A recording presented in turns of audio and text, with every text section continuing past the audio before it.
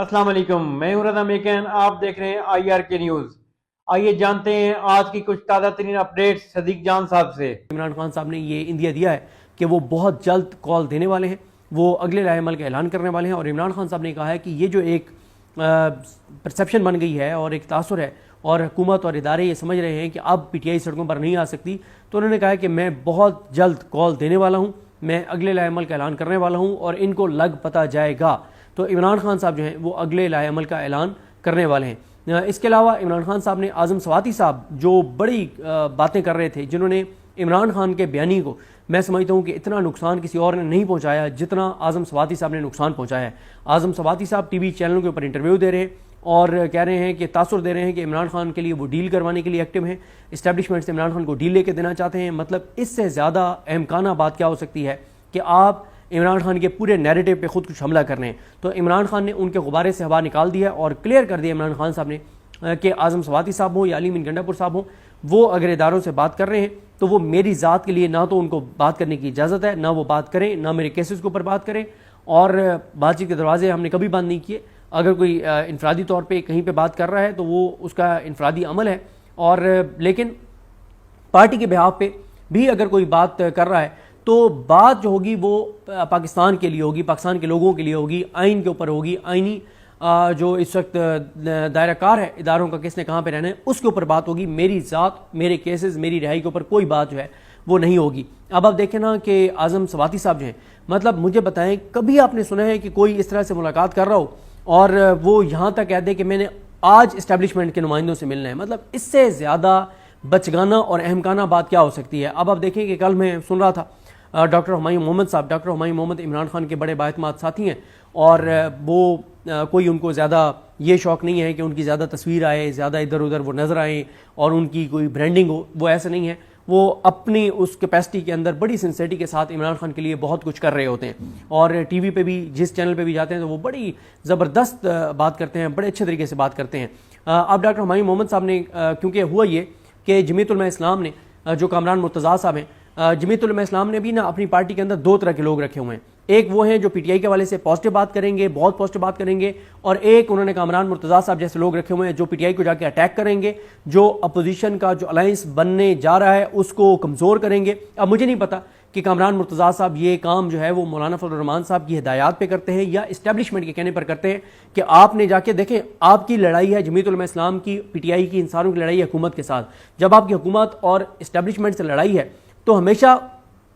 آپ ایسی بات کرتے ہیں جس سے حکومت پریشان ہو، جس سے ادارے پریشان ہو، جس سے ان کو لگے کہ کچھ ہونے والا ہے، یہ کچھ کرنے والے ہیں۔ لیکن کامران مرتضیٰ صاحب جب ٹی وی پہ آتے ہیں تو وہ حکومت اور اداروں کو ڈرانے کی بجائے ان کو اعتماد دیتے ہیں کہ نہیں آپ نے گھبرانا نہیں ہے، ہمارا کوئی پی ٹی آئی سے اتحاد نہیں ہو رہا، پی ٹی آئی تو ہے ہی بڑی غلط جماعت، پی ٹی آئی تو یہ کرتی ہے، پی ٹی آئی تو وہ کرتی ہے، پی ٹی آئی تو جی یہ اعظم سواتی کہہ رہے ہیں میں اسٹیبلشمنٹ سے بات کروں گا تو ہمارا کوئی پی ٹی آئی سے اتحاد نہیں ہو سکتا کیونکہ اسٹیبلشمنٹ سے بات کریں۔ اللہ کی شان، اللہ کی قدرت، اب جمعیت علماء اسلام کے کامران مرتضیٰ صاحب یہ بات کریں گے کہ پی ٹی آئی سے اس لیے بات نہیں ہو سکتی کہ کیونکہ پی ٹی آئی اسٹیبلشمنٹ سے بات کری ہے۔ اللہ کی شان، اللہ کی شان۔ مطلب جمعیت علماء اسلام نے 26ویں آئینی ترمیم میں جیسے ووٹ دیا، یہ کبھی کوئی ادارے میں بیٹھی ہوئی شخصیت جب کبھی کوئی ریٹائرمنٹ کے بعد کتاب لکھے گا یا کوئی انٹرویو دے گا تو ساری چیزیں سامنے آ جائیں گی، کوئی انٹرنل بیٹھے ہوئے لوگ بتا دیں گے کہ کیا ہوا تھا، کیسے آپ نے ووٹ دیا تھا، اور آپ نے 26ویں آئینی ترمیم کروائی، آپ کے ووٹ سے 26ویں آئینی ترمیم ہوئی، اور آج آپ کہہ رہے ہیں اس لیے پی ٹی آئی سے بات نہیں ہوگی کہ۔ اور چلیں میں یہاں پہ آپ کو خبر بھی دیتا چلوں، عمران خان صاحب نے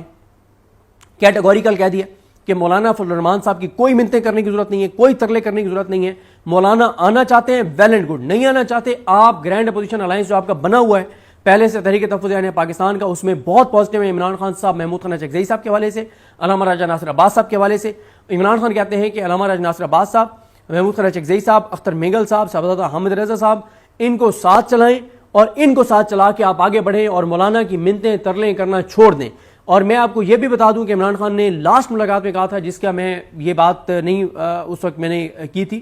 اس میں عمران خان صاحب نے یہ کہا تھا کہ مولانا فضل الرحمان نے جب مشرف دور تھا اس وقت بھی اپوزیشن کی پیٹھ میں چھڑا گھونپا تھا، تو مولانا کے اوپر زیادہ تکیہ نہ کریں، مولانا جو ہے وہ ایم پہاڑ پہ چڑھے ہوئے ہیں تو آپ مولانا کو مائنس کر دیں۔ اچھا اس کی ایک وجہ اور بھی ہو سکتی ہے، گو کہ آپ مولانا فضل الرحمان صاحب کے آپ بیانات سنتے ہیں وہ پی ٹی آئی کے والے سے بہت پازیٹیو ہیں، وہ بہت قریب آ رہے ہیں پی ٹی آئی کے، جو کہ پازیٹیو بات ہے۔ جتنی اپوزیشن جماعتیں اکٹھی ہوں گی، متحد ہوں گی، اتنا اس نظام کے لیے زیادہ خطرناک ہے۔ لیکن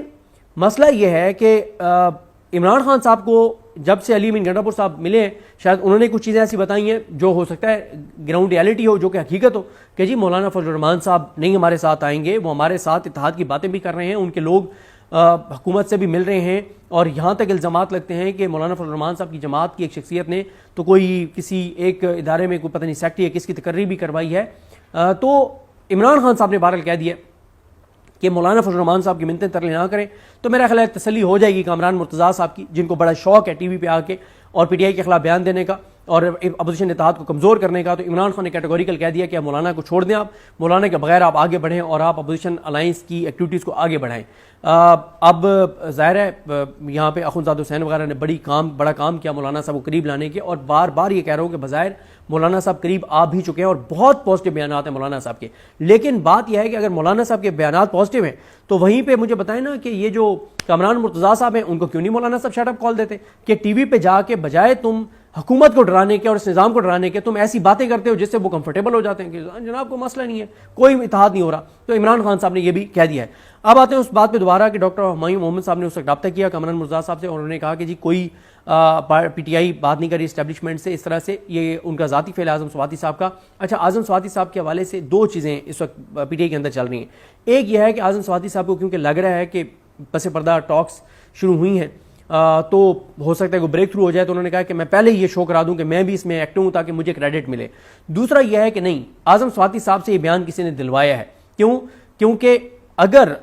ادارے جو ہیں ان کی بس ہو گئی ہے, حکومت کی بس ہو گئی ہے اور وہ عمران خان سے اب بات کرنا چاہتے ہیں, لیکن وہ اعظم سواتی کے ذریعے انہوں نے تاثر یہ دیا کہ پی ٹی آئی ہماری منتیں ترلے کر رہی ہے. تو اعظم سواتی صاحب نے عمران خان کے نیریٹو کو بہت کمزور کیا ہے, بہت نقصان پہنچایا ہے. ملنے گئے ہیں, آدھے گھنٹے کی ملاقات تھی, 23 منٹ اپنے رونے دھونے دھوتے رہے اور ساتھ اپنی شان بیان کرتے رہے, اپنے قصیدے پڑھتے رہے. میں نے اتنے کروڑ لگا دیے ہیں, میں نے اتنی گاڑیاں دی ہیں, میں نے افطاریاں کرائی ہیں جیلوں میں, میں نے مطلب اپنا میں کرتے رہے ہیں اعظم سواتی صاحب. تو بہرحال جی اس کے علاوہ عمران خان صاحب نے سخت حکم دے دیا ہے کہ منرلز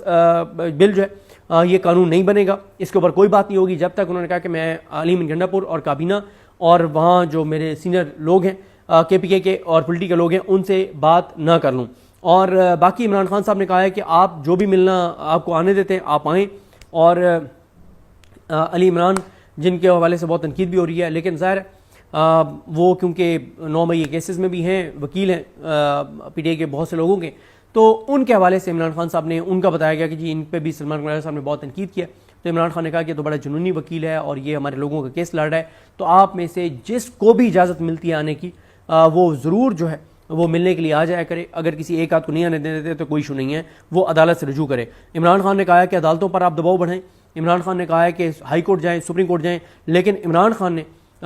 پچھلے ہفتے منگل کو کہا تھا بابر ان کو علی ظفر صاحب کو کہ آپ سپریم کورٹ جائیں, لیکن علی ظفر صاحب 8 دن ہو گئے ہیں سپریم کورٹ میں عمران خان سے ملاقاتوں کا معاملہ نہیں لے جا سکے. اب تک ایک بار بھی پی ٹی آئی کی لیگل ٹیم یا آئی ایل ایف کے لوگ یا پی ٹی آئی کے MNAs, senators, MPAs, ticket holders, political committee کے لوگ, کوئی بھی ان میں سے آج کے دن تک, یعنی کتنے دن, مطلب اب کوئی 20 دن ہو گئے عمران خان صاحب سے, 25 دن ہو گئے ملاقاتیں نہیں ہو رہی اس فیصلے کے بعد جو ہائی کورٹ نے دیا ہے. 20-25 دن میں ایک بار بھی پی ٹی آئی کا کوئی بندہ جسٹس ڈوگر جو جسٹس ضیاء خان کے لائے ہوئے, جسٹس ڈوگر کے پاس نہیں گیا کہ ہم نے کنٹیمپٹ اپلیکیشن فائل کی ہوئی ہے, وہ کنٹیمپٹ آپ فکس کریں. ایک بندہ بھی جسٹس ڈوگر کی عدالت میں نہیں گیا. تو اس سے پھر آپ کو اندازہ ہو جانا چاہیے کہ پی ٹی آئی کی باہر لیڈرشپ کے حالات اور صورتحال کیا ہے, اس سے زیادہ کیا کہیں. تو ناظرین یہ تھی اہم اپڈیٹس جو آپ نے جانی صدیق جان کی زبانی. تو ناظرین جڑے رہیے مزید اپڈیٹس کے لیے ہمارے چینل کے ساتھ. اپنا اور اس چینل کا خیال رکھیے گا. اسی کے ساتھ اپنے میزبان رضا میکن کو اجازت دیجیے. اللہ حافظ.